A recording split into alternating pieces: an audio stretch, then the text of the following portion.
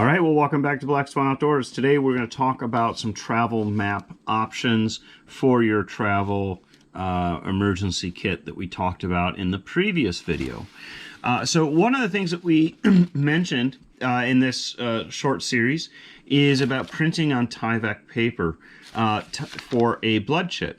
Well, printing on Tyvek also works really well for an emergency map. There are many different mapping softwares out there and available, and you can use any one that you want, obviously, that you feel comfortable with. For the survival kit, escape and evasion kit, for this particular use, the National Geographic website has a portal to USGS topographical maps. And in my opinion, it's the fastest and easiest way to produce a map.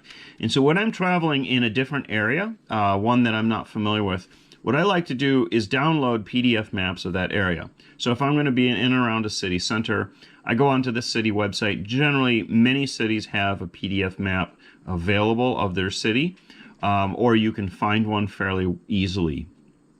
I also like to print off walking maps or traveling maps to and from the hospital if I'm not familiar with that area. That way I have a GPS map from my hotel, say, to the hospital. And then, of course, any other travel maps that are necessary. And sometimes it's nice just to have a backup, more of an emergency map, and in this case, a topographical map for any kind of foot travel. So again, in this circumstance, the National Geographic maps work really well. You just go online, save it as a PDF onto your phone, and now you have a PDF of a map. Next time you travel into that area, you have that map saved.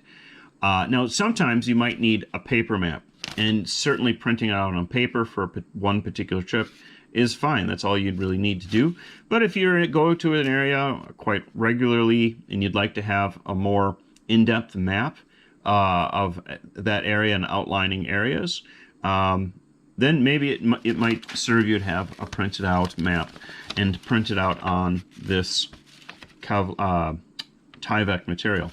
Now, the Tyvek material is this. What I did for this project was I went to Home Depot and Office Depot, Office Max, or one of those places, and I bought for $5, a packet of Tyvek envelopes, and I just cut them down, and it gave me several front and back pages to use, and just ran this through a laser printer, and it's worked out fine. So it works well for the blood chit. In the emergency pack here, it also works well for paper maps. So the first map that you get with the USGS quads is just an overview map, which I really like that. So it gives you your area of interest plus outlining areas. And then you can drill down into more specific areas that you might be interested in traveling. Now, one of the things that you can do with these maps is you can prepare these maps for travel. So if I think that I'm going to be going on foot over long distances, over the course of long distances, then I'm going to go ahead and I'm going to put in new grid lines in here that are going to reflect the declination needed, so I don't have to adjust my compass for declination. That makes for very quick and fast transportation. And in an emergency situation, when you just want to, not have to think about things, I think that's super helpful.